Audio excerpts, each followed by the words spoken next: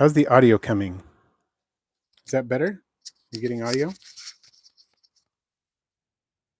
All right, everyone, please check.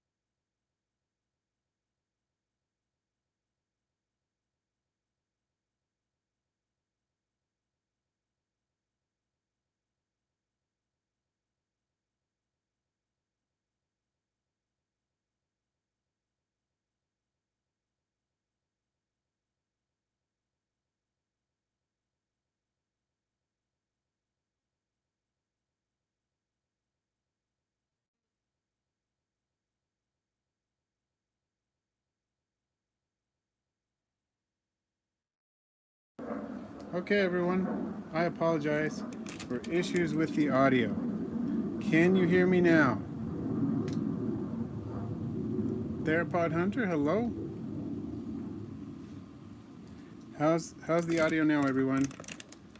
You hearing me? Well, sounds like you're hearing me now. Okay, sorry, had to play around with the audio. I was having some issues there, but it looks like we're good now. I see the Keep, and Theropod Hunter, Yotaro, Wolfire, Jilly Bean, Julie Moore, Karen, and Droth. Okay, everybody can hear me.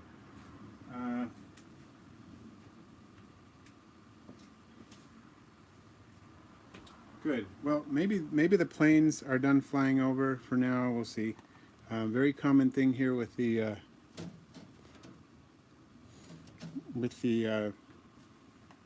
Air Force Base nearby, and nothing I can do about that. So, what I'm doing now is putting some pre-killed crickets in. One issue with pre-killed crickets is sometimes you still get twitching, and that means I'm probably need to deal with this cricket a little more thoroughly. It's crazy what they can survive, and I don't want to cause them any unnecessary suffering, so I want to make sure it's a thorough pre-killing of the crickets. Don't want to, crickets deserve some dignity and don't deserve to suffer needlessly, so I want to make sure that they are properly dealt with there. I see Major's Exotic is here. There's Mike Fernandez. Oh, that one is still twitching. That is crazy. It's hard to believe that it's still doing that. Some of it just may be nerve firing, but I want to make sure.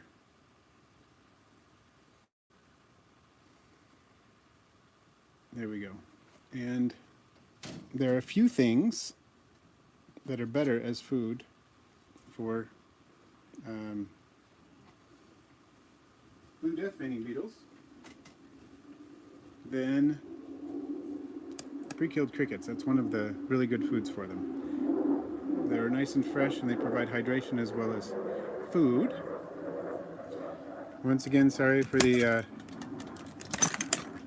noise. I'm going to take this off the tripod for now, so we can start looking around and looking for some critters in this enclosure. Might use the tripod again in a minute, but this gives me more mobility. It just makes everything shake a little bit more. You can see I've got blue death feigning beetles in here. There's Cara Baker in the chat. Welcome. So this is my communal beetle enclosure. And it does include death feigning beetles, blue death feigning beetles, but here's a rough death feigning beetle, a different species, different genus altogether. In fact, this is Cryptoglossa muricata, I think is the name. You can see back there, oh, sorry, not if I cover it with my hand though. There's an, I can't quite tell what that one is from here. I'll have to check. I think that might be another Cryptoglossa, I'm not sure. Oops, sorry. Here's a Cryptoglossa right here. I think it's going for the crickets, maybe. Cryptoglossa muricata, the rough death feigning beetle. Yep, there it is. Munching on the cricket, pre-killed cricket. They are very similar in many ways in behavior and appearance to the blue death feigning beetle, but as you can see, they don't have the same blue coating.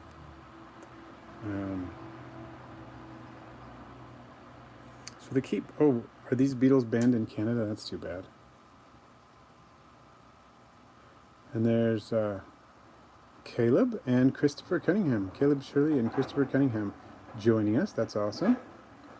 Oh, that one's still twitching. That's not pleasant. But yeah, they're really fun to watch them eat. Well, Julie, that's great. Tell your son I am flattered.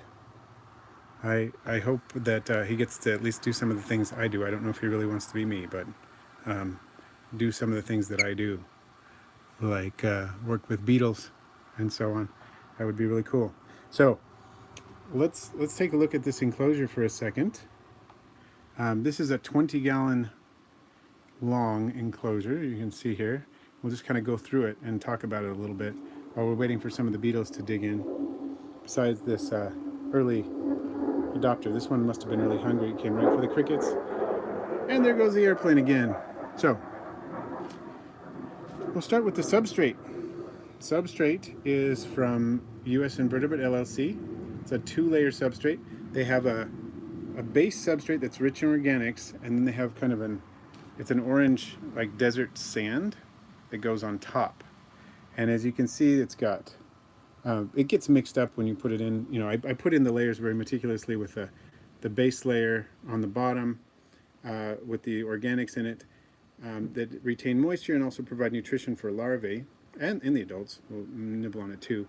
And then on the above layer, the sand, and in some places it's remained like that. In other places it's kind of gotten mixed up, which is fine, it's normal to some degree for that to happen. It's sort of inevitable.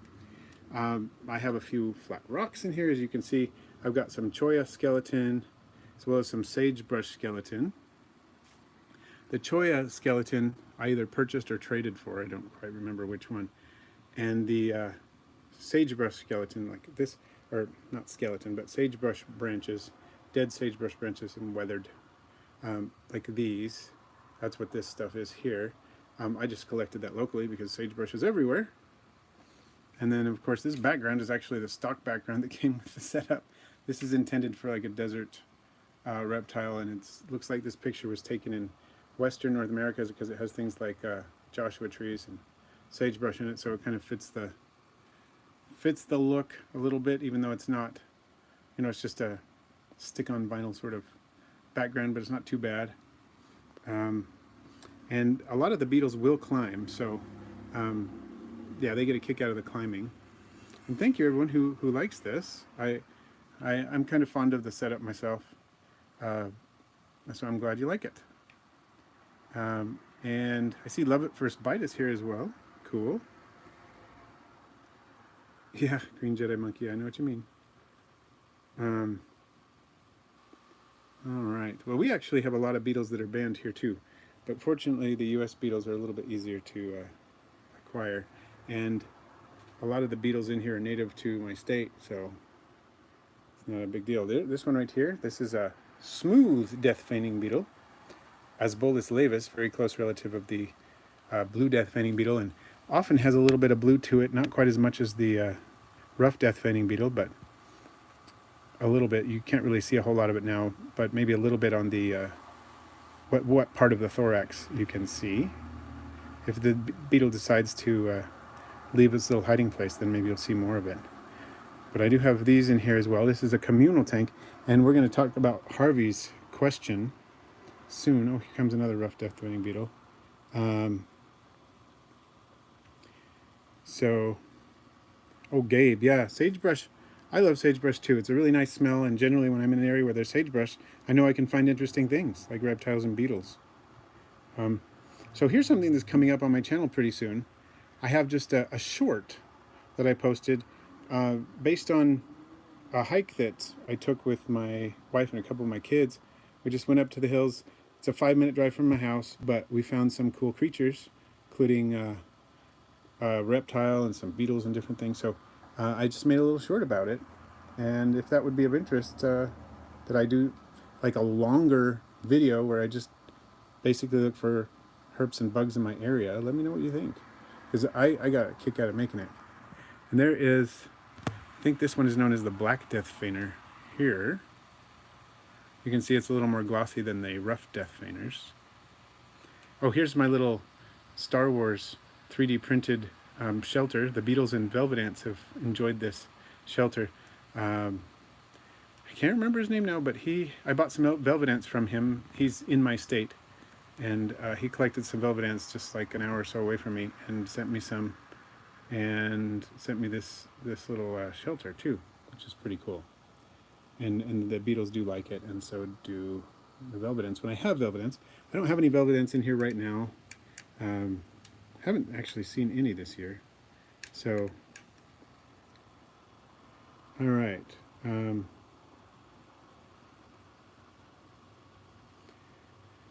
So now I'm looking back at the chat, trying to catch up. Oh, there's the smooth death feigning beetle. You can see a little bit of that blue bloom on the thorax and just at the anterior edge of the abdomen there, where the thorax and the abdomen meet. You can see that. It's got a little bit of it. So, let's see, looking at the chat. Oh, Aquaball's got some rainbow stag beetle larvae. Very cool. The Anaheim Super Show. I don't know a lot about them, but I can tell you that rainbow stags. Who knows about rainbow stags? Let's see. I think Kyle at Roach Crossing keeps rainbow stags. How many different types of beetles do I have in here, Yotaro? I'm not sure, to be honest, of the number of species that I have in here. Probably at least 8 or so. Oh, here's the black death feigning beetle is getting in on the action. You can see the difference between the two. How they both have some tubercles on their abdomens, on their elytrae, I should say, their wing covers. But the rough death feiner has much more pronounced tubercles than the black death feiner, and the black death feiner is definitely more glossy and darker in general appearance. They're both. I'm actually surprised we're not getting any blue death feiners, because usually crickets bring all the beetles to the yard. So, sorry, I'm catching up on chat still. Oh, Marla, yeah, smooth death feigning beetle has great pickup lines. I don't know. We'll have to see how that goes. If I get baby blue death feiners, then we know. I mean, blue smooth death feigning beetles. So Julie, I am in the state of Utah, the northern part of the state. There they go, munching. Cole and Addie. Oh, I hope you do get to start breeding some beetles. Okay, so cool. So some of you would be interested in seeing a video of me doing some local herping. That's fun. Then I will do more than just a short. I'll try to do that. I'm actually headed down to Sky Island Adventures soon. So within a month or so, you should expect to see some videos of me down in Arizona with Peter and Jesse from Sky Island Adventures and Bugs in Cyberspace. So, Gabe, I'm not sure of the legality of rainbow stags in the U.S. myself. I'm not sure.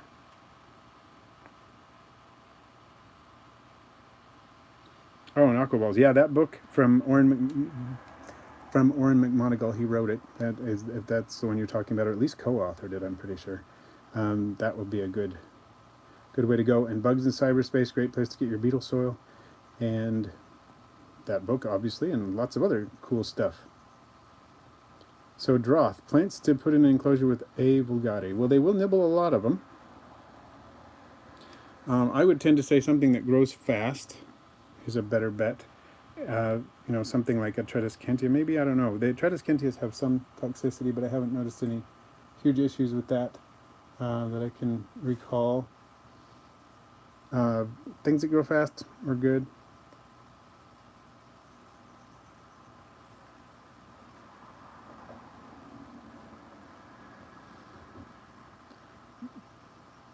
Let's see. Oh, Steve-O. Yeah, the reason why I'm live at this hour is because there's a lot of people who watch the channel and want to participate in the lives, but they can't at my normal time. And so during the summer, when I have a few weeks off, I often will move my live streams to an earlier time so that people, for example, people in Europe who find, 5:30 here, depending on what part of Europe you're in, can be 8, 9, 10 hours later, and it's hard for them to attend. So that is why I do this. And I may even end up changing the day. Tuesday is probably going to be a better day for me during this summer, so I probably do Tuesdays for a few weeks in the summer and then go back to Wednesday afternoons at normal time. So somebody had a question about this nectar, and this is mislabeled.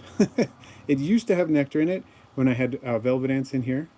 Now it's just plain water. For some of the beetles will drink out of this just to provide an alternative hydration source that doesn't make a mess. And some beetles will, they'll make a mess if they get in a dish of water, or they'll avoid a dish of water depending on the beetle. But many of the beetles will drink right out of this, and it helps keep them hydrated. But it's just water. This is available. You can buy these on Amazon. I think it's called the Mega Ant Feeder.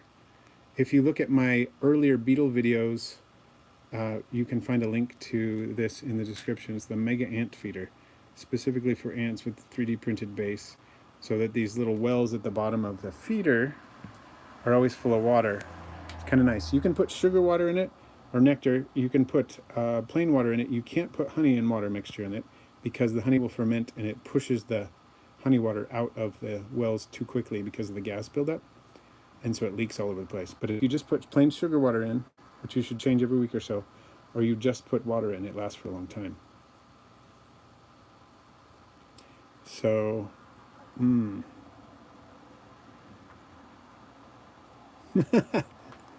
well, I know what you mean, Steve-O. Sometimes you just gotta do it when you do it, and that's cool. And then whoever's there can do it.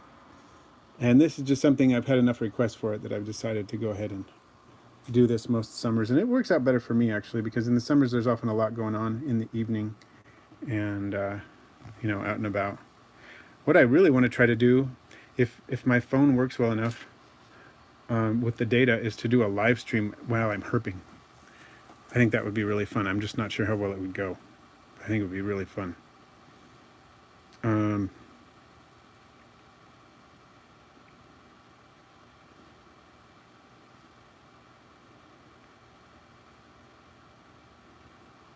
Yeah, so Wolffire, this is one of the ones, you're one of the ones that this is for.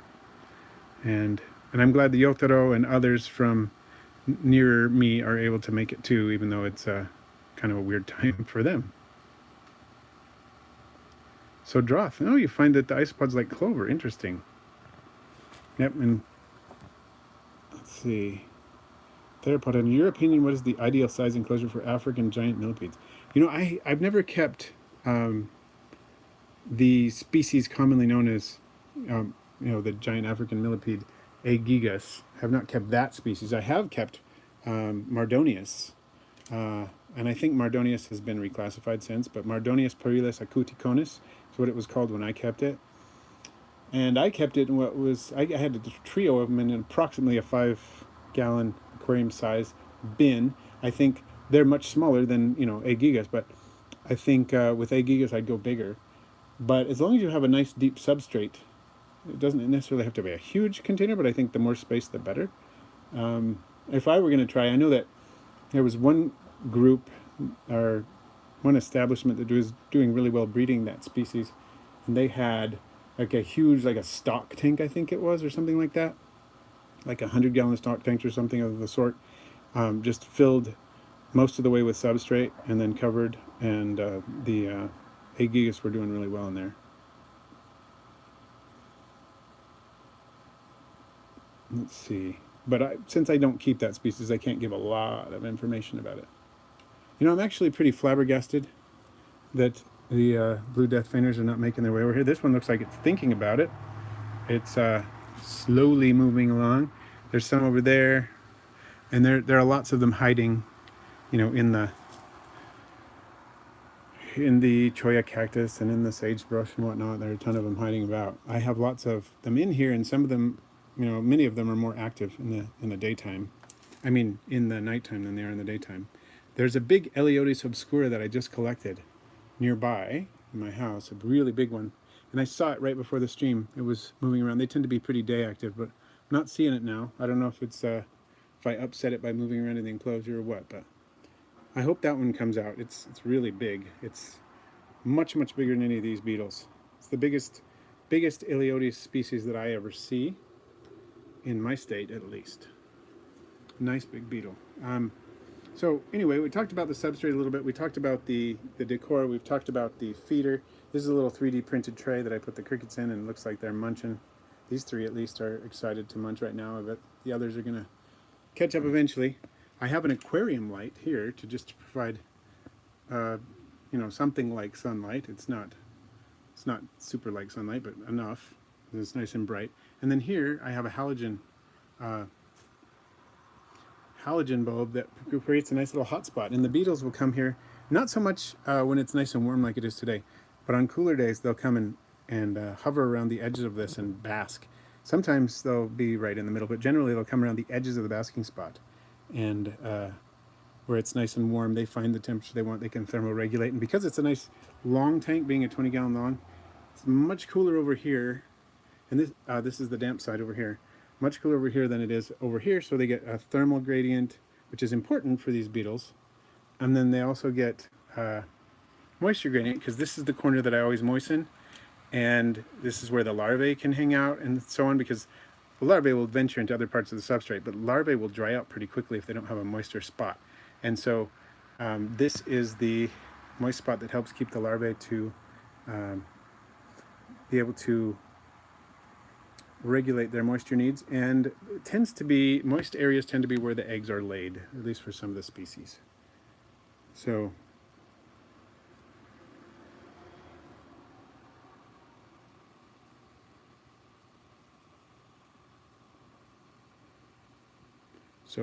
let's see.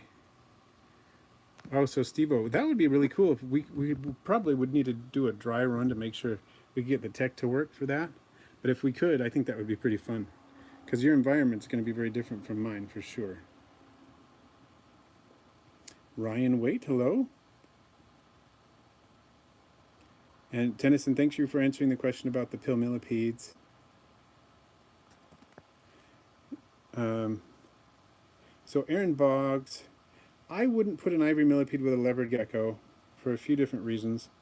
One of them is that if the leopard gecko decides it wants to try to eat the ivory millipede, that's not going to go very well for either one of them, because of course that could damage the millipede, but it could also, the repugnatorial of fluid of the millipede wouldn't be any fun for the leopard gecko to deal with. So that would not be my first choice. And Julie Moore, you're welcome to ask isopod questions. I see we just got a super chat from Gabe Olenek. Is that how you say your name, Gabe? Wanting to start an isopod culture to eventually do bioactives for humid herps. I'm interested in zebras, but would powder be a better bet? Thanks. Okay, excellent question. I appreciate the super chat very, very much. Thank you for the super chat. And let me address that. I would say that zebras are not the best option for humid herps for bioactives for two reasons. One is because they tend to like a moisture gradient enough that they'll want a dry area. And two, they want better ventilation than a lot of humid enclosures would have. So powders would definitely be better. And depending on the species, Powders like ventilation too, so they can do well with a humid substrate, even if there's not a lot of gradient. Powders are very adaptable that way, but they do like some ventilation. So if it's something with low ventilation, I go with something else, to be honest, like dwarf whites, dwarf purples. What's another one you could do?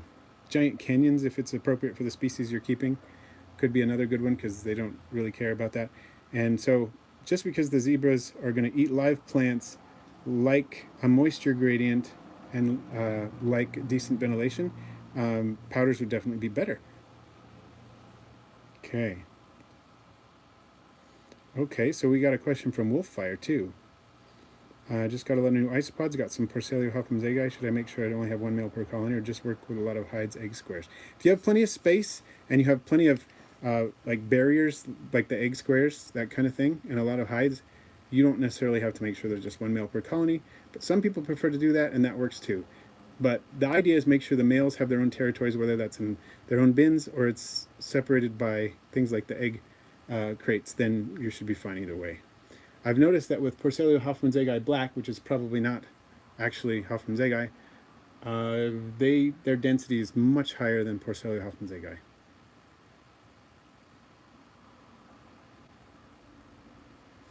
Okay, so Julie, you're having problems with getting isopods to your house. I'm sorry to hear that. We can talk about that. I just noticed I got I think it's a super sticker. Maybe it's a super chat, either way, from Love at First Bite. Really appreciate that. Thank you. That is awesome. So we're talking about Julie's situation with getting isopods. So Alabama temperatures. First of all, what courier were you using? What kind of packing did the keeper or did the seller use? I just shipped some isopods to Alabama last week with polystyrene foam insulation and phase 22 cool pack, and they were fine. And this was even priority. I don't really recommend priority in this heat. I prefer very much prefer express or another similar type of speed with another courier, like it could be FedEx overnight or whatever. That definitely makes a difference. And I'm not saying that just because I did what I did with my package that made the difference, but those items will make a difference often. So if they didn't offer those items like a phase 22 pack and styrofoam and preferably express shipping, then you might need to ask for that just to make it work. Honestly, my favorite time to ship is not July and August. I dislike shipping during those times. It's not that I won't do it, but it's not my favorite time to ship. I prefer shipping in other months. I feel like in winter I can ship almost any time because I can use heat packs. But in summer, even with cold packs, there's limits to what you can do. And Steve-O, yeah, let's do email. Let's see if we can do that by email. So Wolffire, you got orange hoffmannseggi. That is awesome. Oh, and Marullinella species scarlet. Fantastic. Okay, they did polystyrene, but no cool pack. Okay, cool packs are really helpful. Phase 22. Sometimes a phase 22 with ice if it's too cold, because then as the ice melts, it keeps the phase 22. Ooh, I see the Eliotis obscura in the background there. Let's see if we can get a better look at her. I think it's a male actually. Not entirely sure, to be honest. Looks like it got some dirt on its feet. It's trying to wipe off. So yeah, if you put ice pack with phase 22, it basically makes it last longer because the phase 22 will stay solid as long as the ice is cold, and then when the ice runs out of, it thaws completely, then the phase 22 will start to liquefy within the package, of course, and that will give you some extra time. So Karen, you can buy the phase 22 packs, and they call them very thin cryo packs and various things.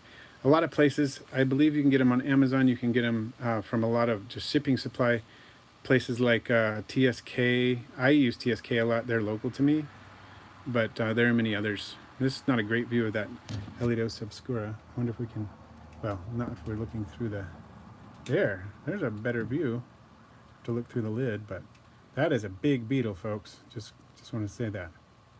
The other day I was up, I think it was the same day that I took that video that I'll be releasing soon, the short about herping my area, and I saw some Eliotis obscura, and I saw quite a few, including a lot of mating pairs, so I figured I could take one, and I didn't separate a mating pair. I just took one to collect. If I had just seen one, I would have left it there, but I saw a lot of them around, so I don't collect a lot of wild-caught things, but I'm hoping to get, my beetles to breed in here, and I do have larvae. I'm really not a big fan of collecting wild things if you're not going to try to breed them in most cases. And I am breeding beetles, so I think it's probably okay to do some wild caught. Some of these beetles are captive bred in here too, but that's just kind of an explanation of what's going on there. So I think I've basically described how this enclosure works. Hopefully that helps. If you have any other questions about the enclosure, I do want to answer a question from Harvey on Patreon. Harvey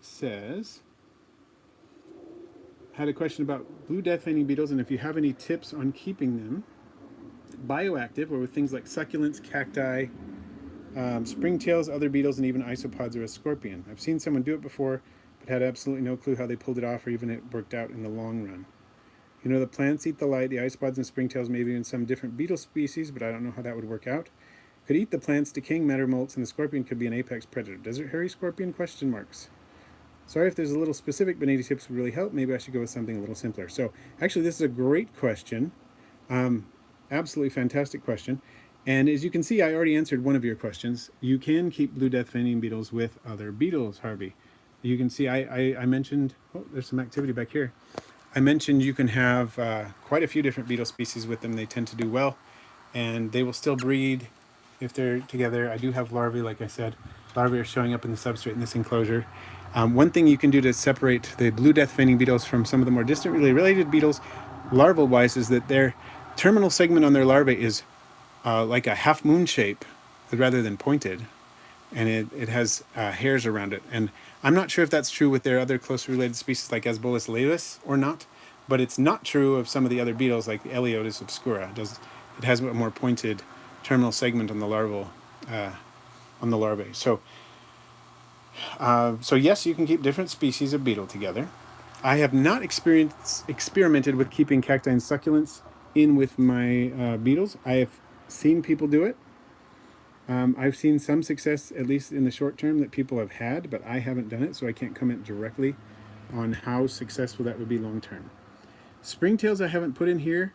I could probably keep some of my Sinella curviceta in my damp area, because I keep that spot damp over there in that corner all the time, but I haven't tried it.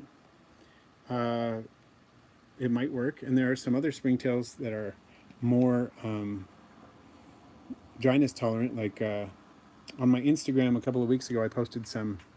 I didn't know this what they were, but I have since been informed that they were Entomobria unistrigata, which are very, very dryness tolerant. You could probably put some of those in here. You can get those from Kyle at Roach Crossing, probably some other places.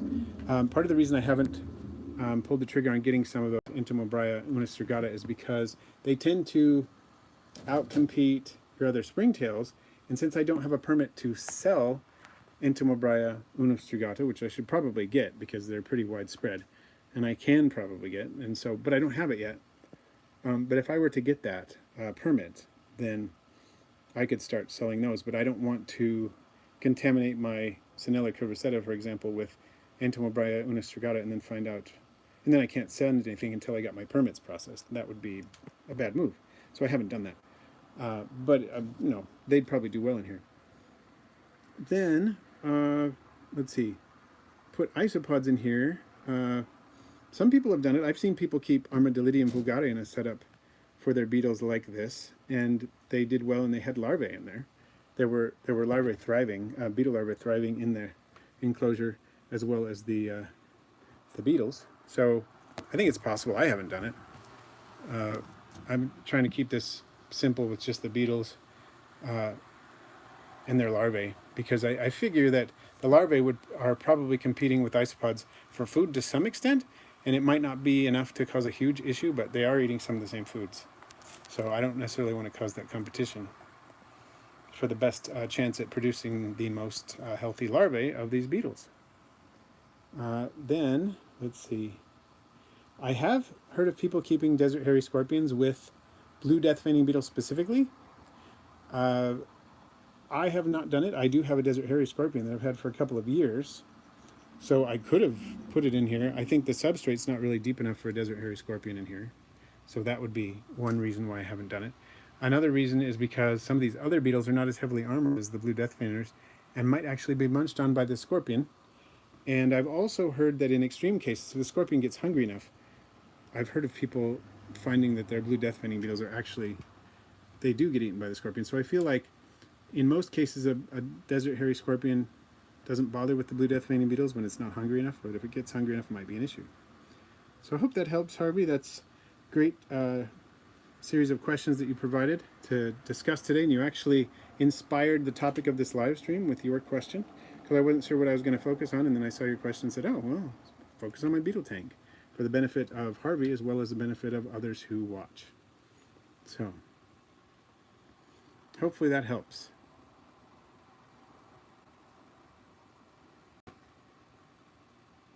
And yep, there's Major WD.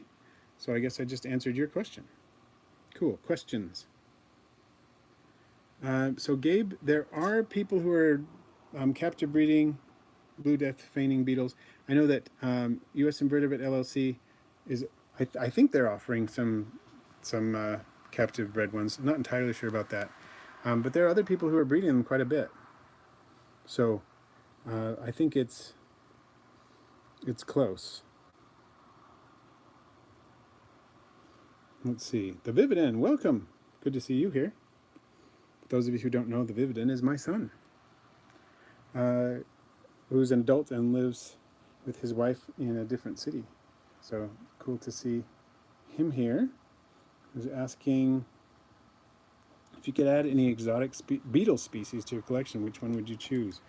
Good question. And we're assuming that everything is, I'm allowed to have everything, that I have the permits or whatever to keep it. So just assuming that, like, there are no legal issues. There are so many cool beetles out there. Maybe one of the giant stag beetles, maybe Goliathus. The Goliath beetles are fantastic. There are just so many that are so cool. It's hard to even just choose, but I really like the Goliathus beetles. But then the Harlequin flower beetles and the sun beetles are also really cool. So I guess that's not a great answer because I just gave you a whole bunch of different beetles. But I will give you an answer. Okay, I've decided. For 100%, I've decided. Okay, it would be one of the bioluminescent click beetles. Probably the Cuban bioluminescent click beetle because they're so big and so bright. And I find bioluminescence absolutely fascinating. I've kept a couple bioluminescent organisms before. But yeah, hands down, that would be it. I've decided. They're really bright, and not only are they really bright, they have two glow spots on their back that can change in brightness, but always glow a little bit, if I recall correctly. But then in their abdomen, they have another bright spot that they only use sometimes. So they are fantastic.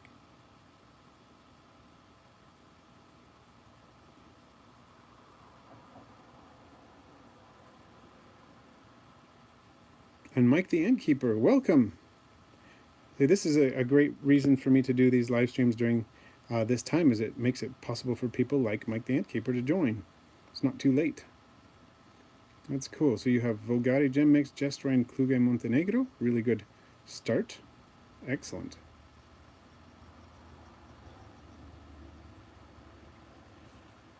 Hey, Aqua Garden Zen. Good to see you here. I'm just kind of checking on how beetles are doing. I don't see either of my Eleodes armata. I have a pair of Eleodes armata in here, and I'm not seeing them. The best time to do a beetle stream like this is the evening, obviously, because the beetles tend to be out a little bit more. But as you can see, we do have some beetle activity. They're just these three munching away. Got the Eleodes obscura there in the corner. I see another blue death feigning beetle in the back, moving around.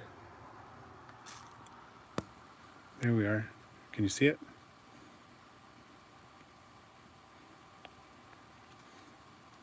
Oh, there's Farouche. Welcome. Well, that's a pretty compelling argument, Tennyson. Dorcas hopi. The adults can live up to 5 years. With a lot of these beetles, you get a larva that you raise for a year and a half, and then you get a year or less with the adults. So that makes sense. I could see those big old stag beetles are fantastic. Yeah. So personally, I'd go with the bioluminescent click beetles, but and they're also large, fairly large. But I can totally see an argument for one of the large stags. So is that's the same beetle that was doing that thing. I don't want to dig around in there and upset anybody, but I kind of wish I could see how many larvae are in here. Sometimes I'll go into my enclosures and look for larvae. I found a larva the other day in here. Over here by the feeder, there was a piece of dog food. Like you can see a couple of pieces of dog food right there. Sitting right by this feeding dish, and the dog food started moving, and I thought, okay, there are no adult beetles digging around, so that must be a larva. And I carefully unearthed it, and it was a blue death feigning beetle larva about 3/4 to an inch long, somewhere in there. And so it's not ready to pupate because you want them to be closer to 2 inches before you have them pupate. So I just put it back in. But as I'm hoping, they're finding, some people are finding that with the blue death feigning beetles, you don't always need to have them hit 88 degrees to get them to pupate. If you have a nice deep substrate, sometimes they'll pupate on their own. And it does get pretty warm in here, so I'm kind of hoping that would happen. That'd be a lot of fun. Just walk in here one day and see that one is closed after having pupated down in the substrate. I think that would be fantastic. Because I have bred a couple, for those of you who don't know, but it's been a while since I've really focused on it, so I haven't done it for a while. And that's kind of where this setup comes in. I was going to try to see if I could get that to work in here. And so now we are producing larvae again.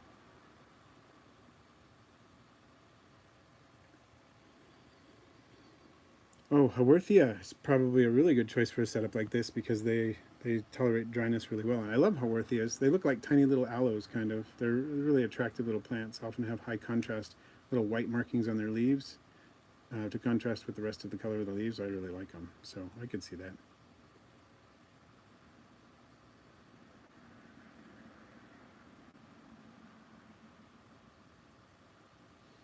Well, Stinky, this is my experience with cohabiting springtails. I have a little tiny species, probably silvers. I haven't ID'd it or anything, but probably the one that's frequently called silver springtails. Really tiny species that'll show up sometimes in isopod bins or in bioactive setups. I don't even put there.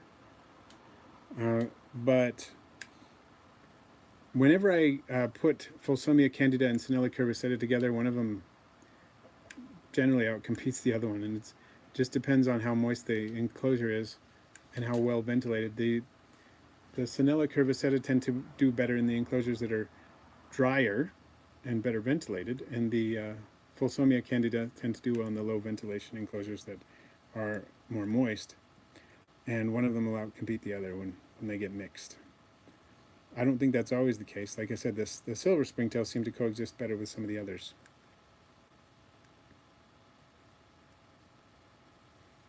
So green Jedi monkey. Anyone have tips for keeping optimal temperatures in your enclosures despite seasonal temp changes in a poorly insulated house? Specifically beetle enclosures or just enclosures?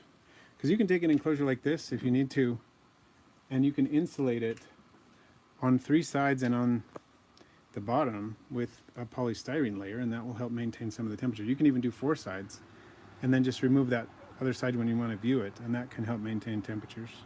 In a lot of like glass enclosures, you can cut the polystyrene to fit and things like that, so that can be helpful, especially if you get the polystyrene intended for insulation that has the mylar side on one side. That helps even more to keep the heat inside. You put the mylar side up against the glass, and then the polystyrene is an insulator, and the mylar helps reflect heat back into the enclosure. You have to be careful with that because you have to maintain the temperature. You have to make sure you're not getting too hot when that happens. because what you were using for heat before that may have been inadequate might be overkill once you do that. So just keep that in mind, but something to think about.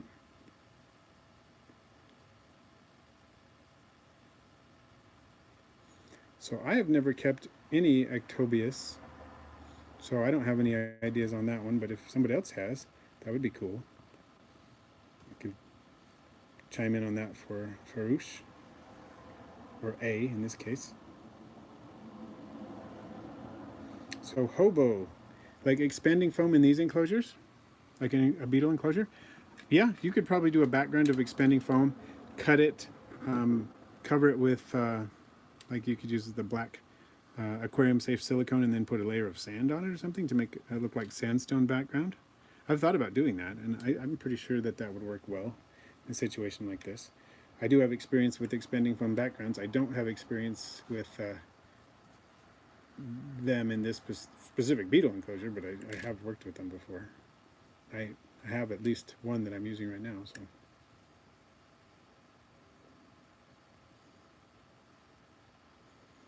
And you could use if you wanted to, you could use the pond one.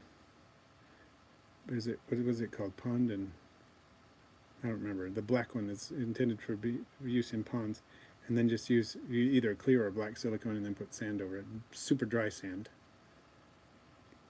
And then if that would make it so it wouldn't matter so much if the beetle would chew it if you put the silicone with the sand over it, because they're less likely to chew through that. If you just did it by itself, you might get them to chew it.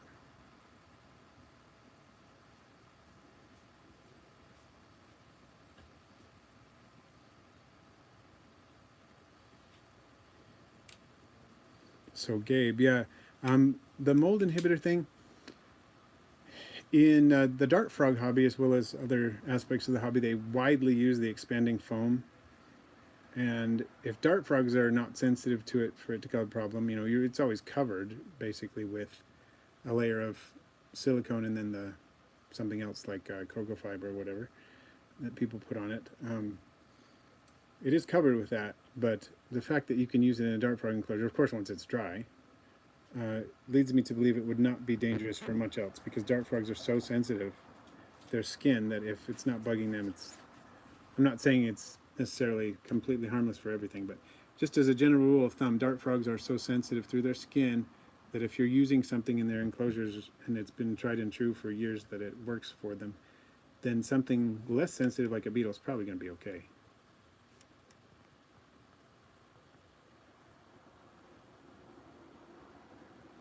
I see Random T is here as well. Excellent. Just gonna poke around for a moment and see if I can find any other beetles. Besides this very reluctant Aliotis obscura, doesn't want to move at all. And I'm reluctant to move it because it's probably not going to take very kindly to me moving it.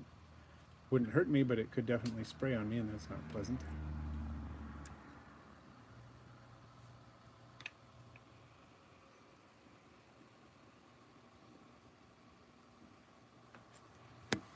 Yeah, the mold inhibitors, you definitely have to be careful with that.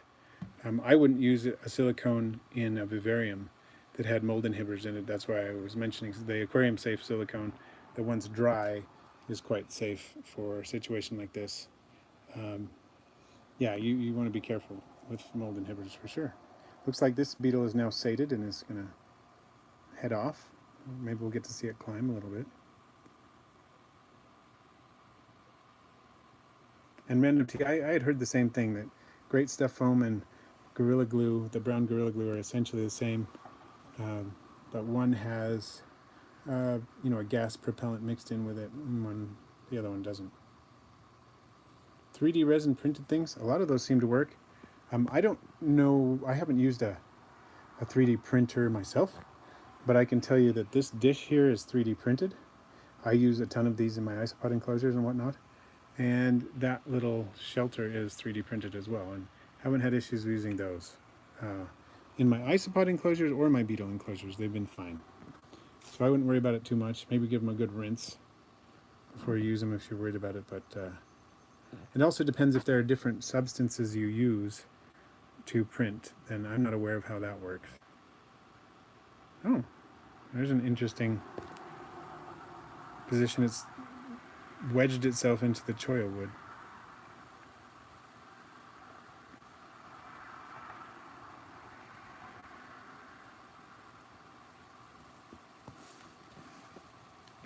"24/7 stream of something active, an active isopod." Steve-O, that's a good idea. Or not Steve-O. This is Harvey, Major WD. That would be fun. I did a time lapse of Porcellia Hoffman's Egg Eye Black. It was only around a minute or so, but of them eating a snake shed over time, and that was fun. That was recent. So yeah, doing a 24/7 stream would be fun.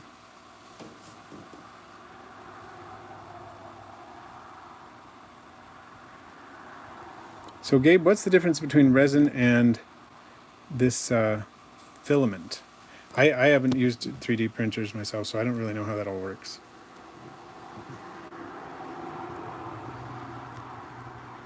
I think it's just wedged now. It's just not that it can't get out. It's just it's going to hang out there, this black death veining beetle, unless it just decides it wants to prove me wrong.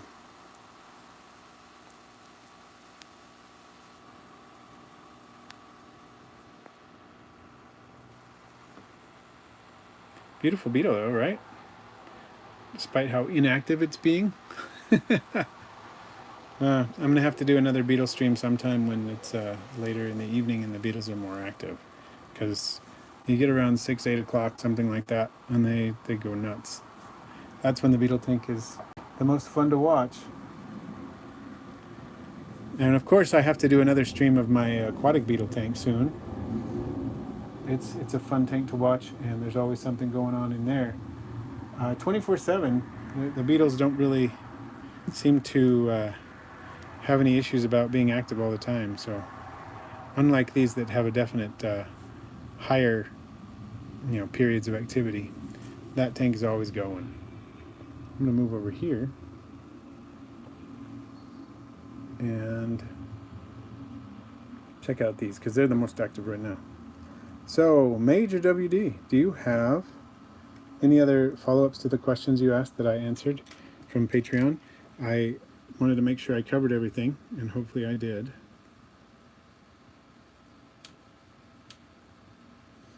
Okay, thank you for the clarification on that, Gabe. So it sounds like an FDM or filament printer is a lot safer to use with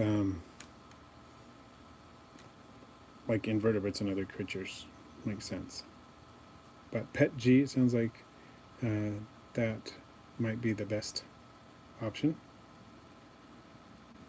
See, when I got these, they said this is a non-toxic material for creatures, so hopefully that's what it was. And, oh, we got a super chat from Kara. Or is it Kara or Kara? So when I see that name, I've seen it pronounced both ways. But I really appreciate the super chat, and I'm glad you appreciate the channel. It makes me happy to see that, and thank you for all of your support. That is fantastic. So Kara, okay. Kara, I'll try to remember that. I want to make sure I do it right as much as possible. Kara. That's a good way to help me remember. Okay, so Major WD wants to know if aquatic beetles are high maintenance. I'm looking into blue death veining beetles and triobs for some low maintenance thing.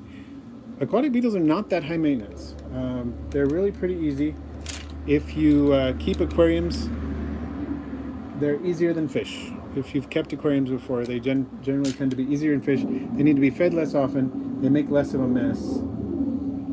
I would say they're considerably easier than fish, but you do have the, what you need, the setup is going to take some time and money to some extent, but less so than fish if you want to keep it super simple, because adult beetles are not breathing in the water the same way fish are. They're going up to the surface and collecting oxygen. And so issues with water quality are not as critical as they are with fish, so it's easier that way too. Although, I tend to provide water quality for mine that is comparable to that I provide for my fish. But you don't necessarily need to do that. So I would say they're a very easy option for an aquatic creature. Blue death veining beetles, I would say, are even lower maintenance.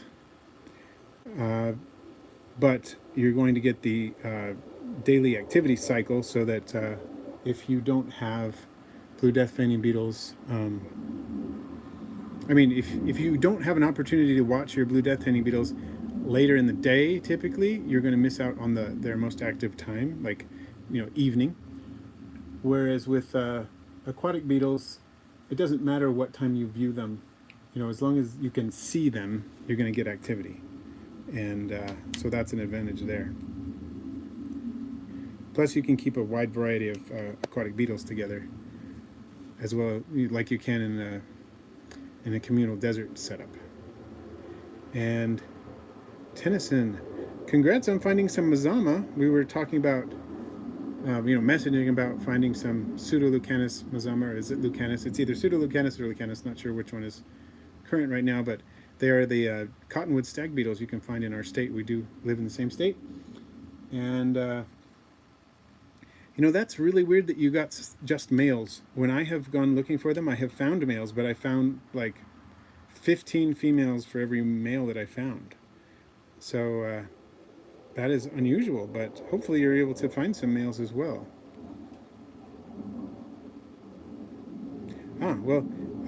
Here's your question, Kara. How's the giant water bug doing, and do they have a name? Well, the giant water bug is doing great. It's eating crickets. It really seems not hesitant at all about eating the crickets. And I haven't named it yet, but I am accepting suggestions for a name. It is a very cool creature. I'm enjoying keeping it, and I've even brought it to a presentation for some kids. They were ages like 5 to 8 or something, and they really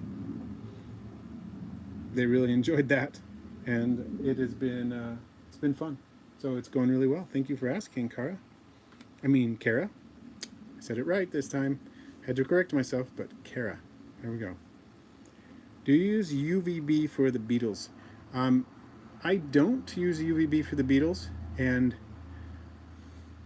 UVB for beetles, I don't think there's been enough research on whether or not it is important for them. Of course, they're going to be exposed to it, but beetles have very different metabolism than vertebrates, and we know that UVB is really good for vertebrates, and I don't think we know that UVB is similarly beneficial for like desert beetles. It might be, we just don't really know as far as I can tell.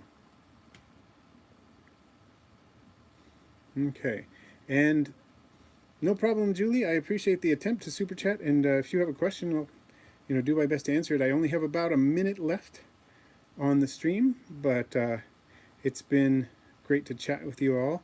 I'll try to get my warning up on Patreon for those of you who post on Patreon. I usually put that, I usually try to get that out at least 24 hours in advance, so that if you have questions, you can post there. But I want to make sure that I'm probably going to have my live stream on Tuesdays for the rest of the summer. Partly has to do with traveling this summer, and partly has to do with the fact that, just the way the schedule works during my summer. But so for 3 or 4 weeks, I'll post until mid-August. I'll probably be doing live streams on Tuesdays, and then I'll go back to Wednesdays once the school year starts, most likely. We'll see how that goes. But thank you, everyone, for joining in. And if you do have a question, Julie, and you want to post it right now, I'll try to answer it. If not, we'll catch it next time. And I see that Hair Wade is here. And yep, please do hit that like button. It helps people find us and helps everything, basically, on the channel. So really appreciate everybody joining in. Hopefully you enjoyed watching a few of my beetles in this enclosure and hearing more about my desert beetle enclosure. And next time I do the stream on this one, I'll probably do it when it's evening, so you can see what a crazy amount of activity there can be in this enclosure. Appreciate all the super chats, everyone. And the early live next week is going to be earlier than normal. Not sure of the exact time yet, but I will get back to you on that. I'll post it. And we'll catch you next time. Have a good one, everybody.